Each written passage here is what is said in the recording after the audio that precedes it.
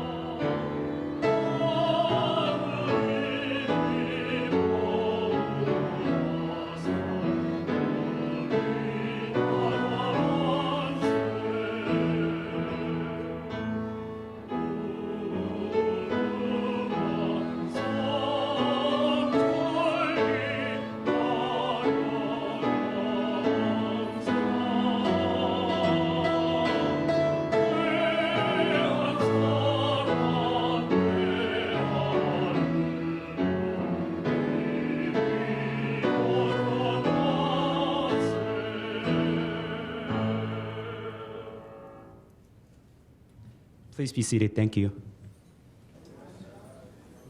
So, along with all the veterans that are here with us today, we are honored to have so many distinguished guests joining us, and they would like to make some congratulatory remarks celebrating today's reception. Before hearing from them, our Consul General, the Honorable Kang-ho Park, will give a welcoming message.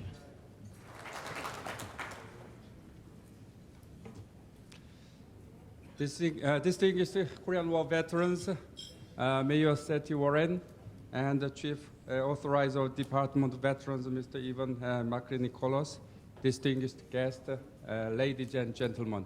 I'm deeply honored to welcome you all to the luncheon reception in commemoration of the 60th anniversary of Korean War armistice. And most importantly, I would like to express my heartfelt gratitude to all the veterans of Korean War gathered here today. This year marks the 60th anniversary of the Korean War armistice and the 60th anniversary of Korea-US alliance. In 1950, the Republic of Korea faced its darkest hour.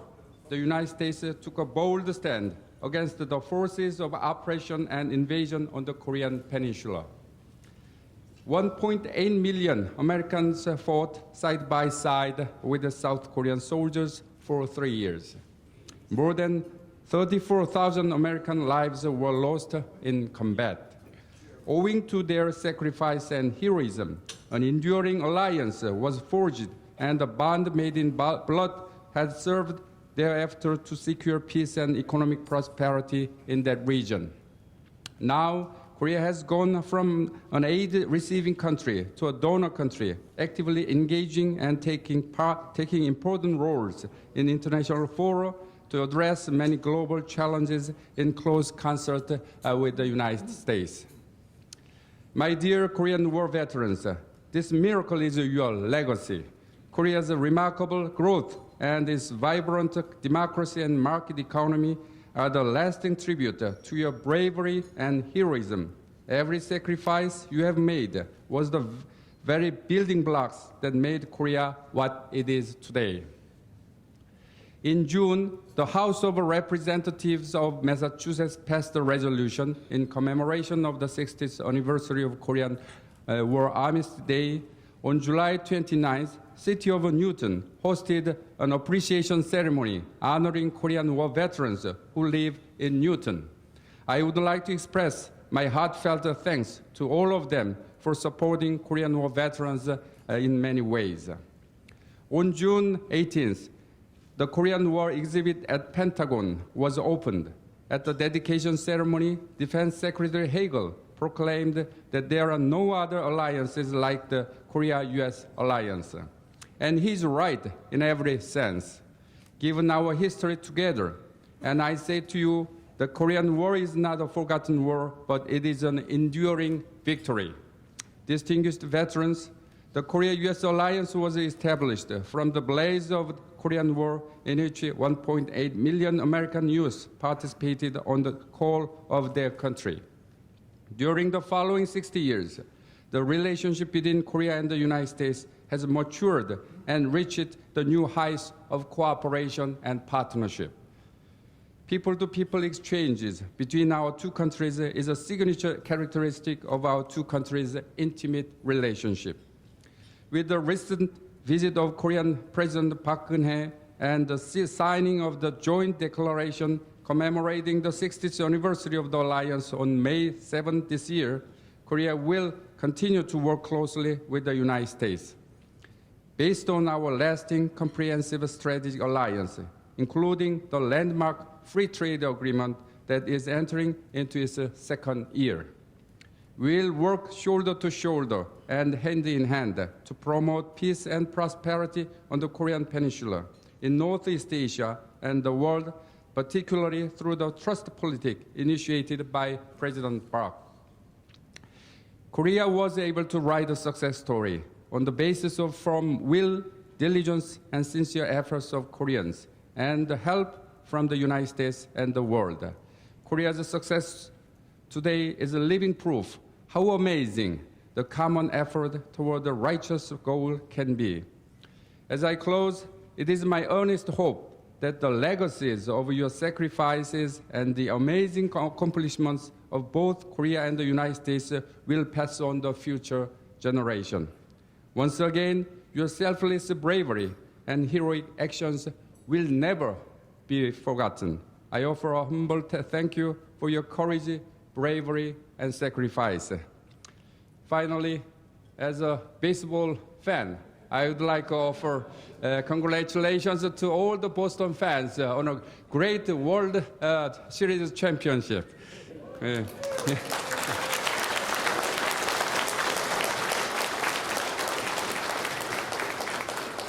I wish all of you happiness and good health and enjoy the good food and the good company. Thank you very much.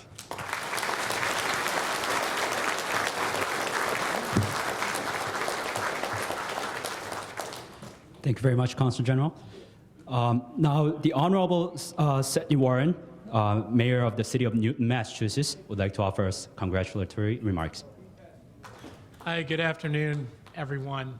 It's a real honor to be here to commemorate 60 years of this incredible relationship with South Korea.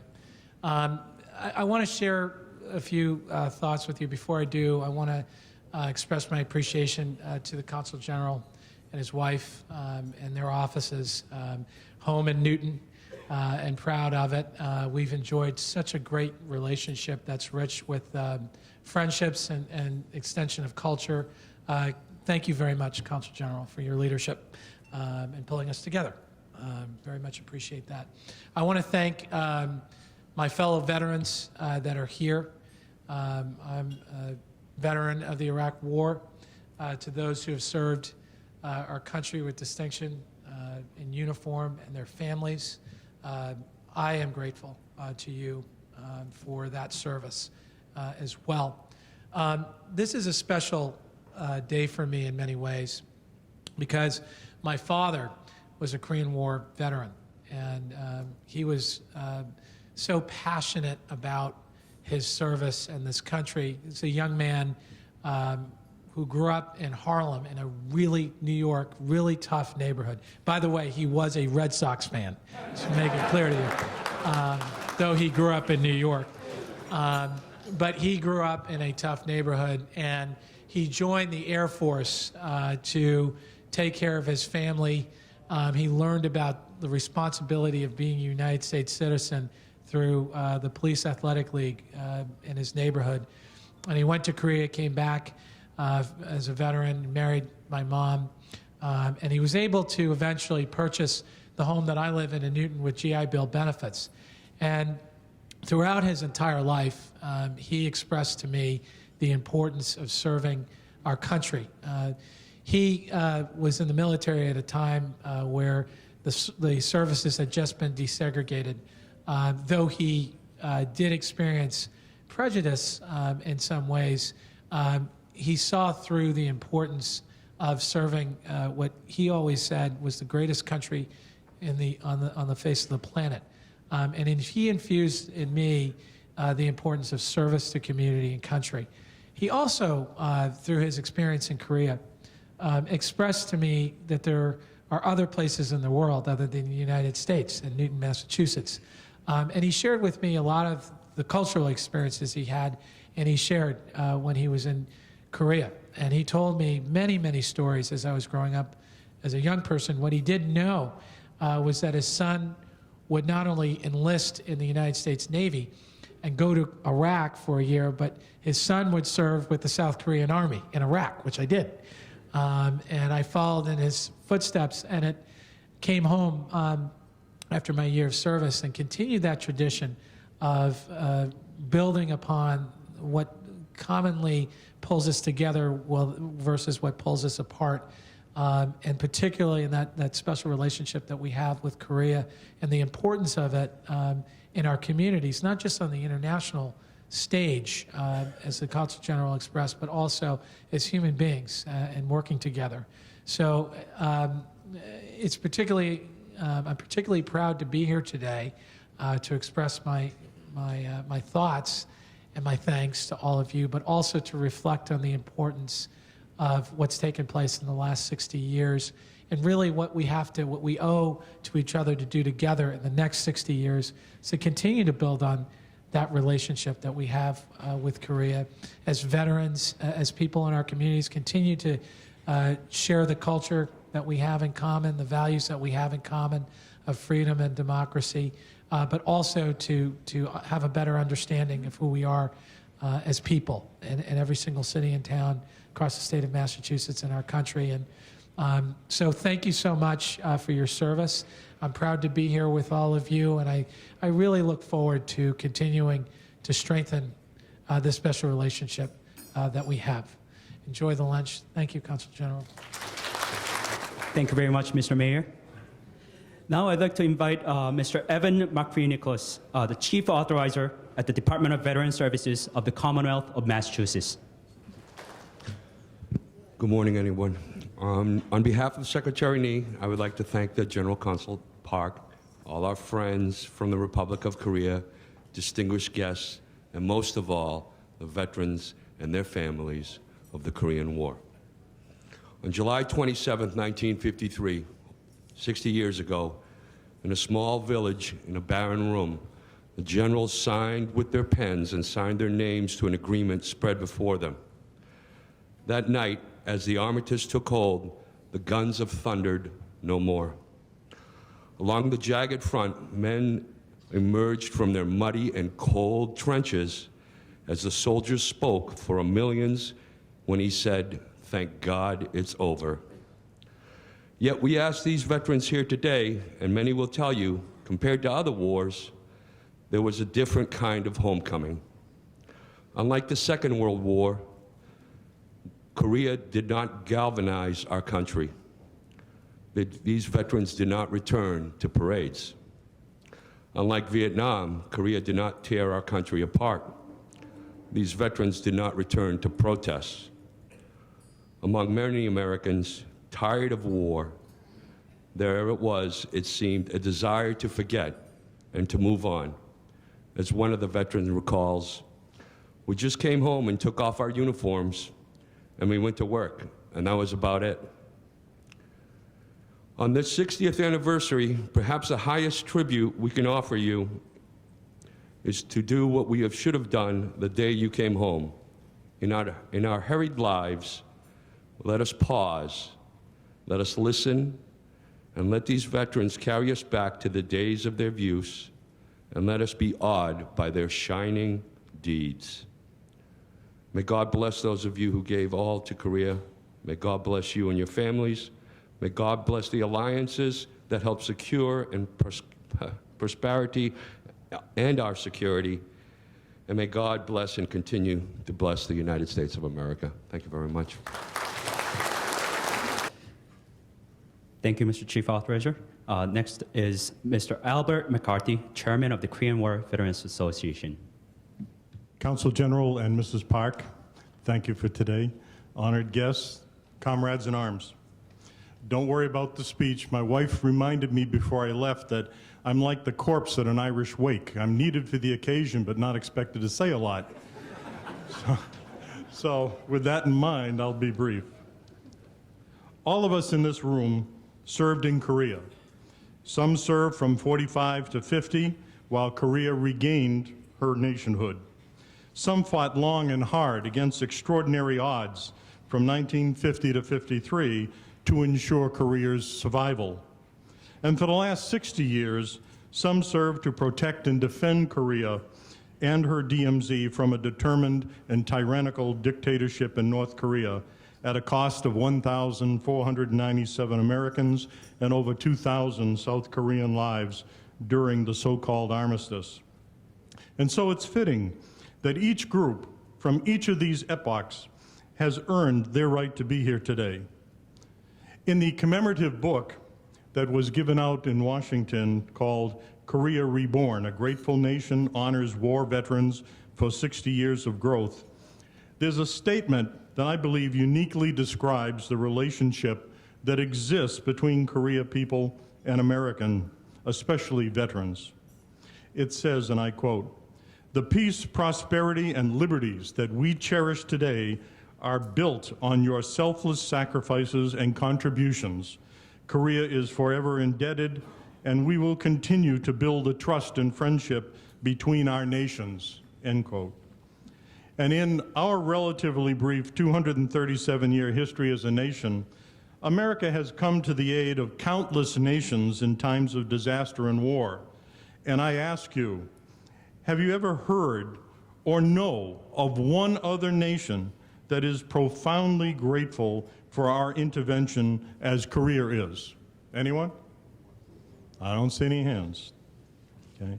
The people of the Republic of Korea have honored and continue to honor you, the brave few, the band of brothers who served and sacrificed on their behalf. Korea has indeed risen from the rubble of war to become an economic world leader and a prized example of freedom works. So now it's our turn to thank the Republic of Korea and the Ministry of Patriots and Veterans Affairs, together with the Department of Defense 60th anniversary of the Korea War Commemoration Committee, for their support and remembrance of the forgotten war. So those of you who can, please stand and give a rousing hand of applause to our Korean brothers and sisters here present.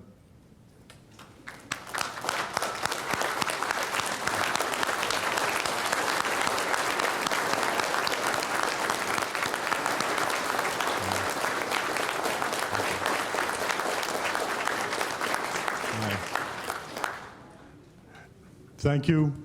God bless America.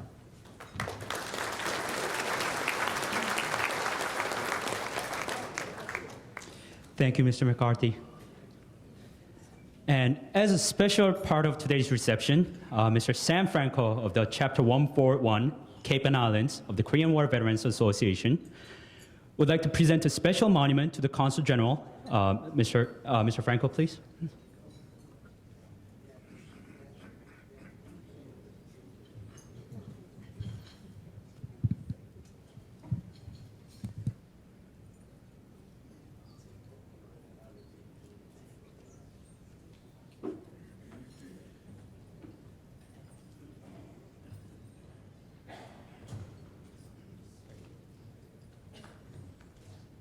I come here before you today as commander of the Cape and Islands chapter of the Korean War Veterans of Cape Cod.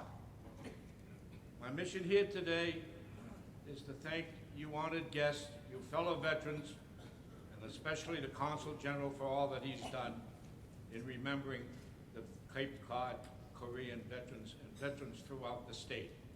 I'm here to present a replica of our monument in Hyannis at Veterans Park. It is the statue of one of our very own that was captured in photography by a combat photographer that belongs to our unit on the Cape. He was a GI infantryman from Pennsylvania who's now deceased. And so today, in all that he's done for us, this is a replica of the 8-foot bronze statue that we built on the Cape in memory of the Korean War veterans. And it's presented to the Consul General of the Republic of Korea, Park Kang-ho, Boston, Massachusetts, November 1st, 2013. And the major inscription on the front reads, "Korea did not forget us." Cape Cod, Korea veterans.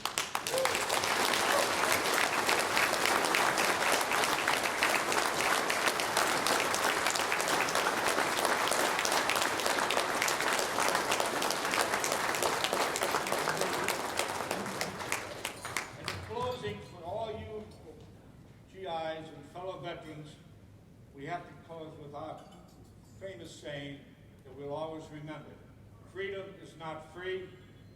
Some gave all, and all gave some. God bless America.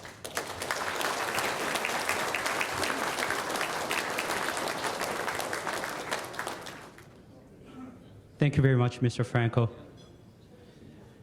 Okay, last but not least, we are delighted to have the beautiful ladies and gentlemen of the Boston Korean Chorus here with us today. They'll present you with beautiful Korean and American music. Please give them a big round of applause as they come up to the stage. Thank you.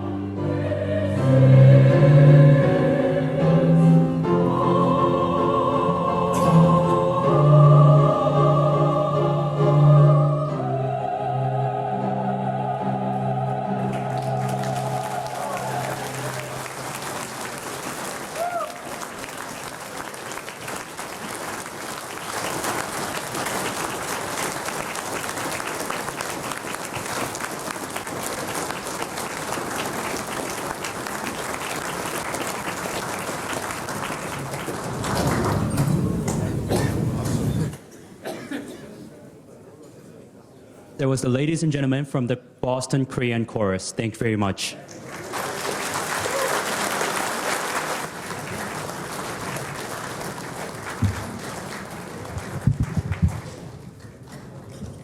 So ladies and gentlemen, I know you waited too long, perhaps. This concludes our official part of our ceremony. But we have some great food on its way for you to enjoy. Again, thank you very much from the bottom of our hearts, and we hope you have plenty of time to catch up with old friends and even make some new friends. Thank you very much.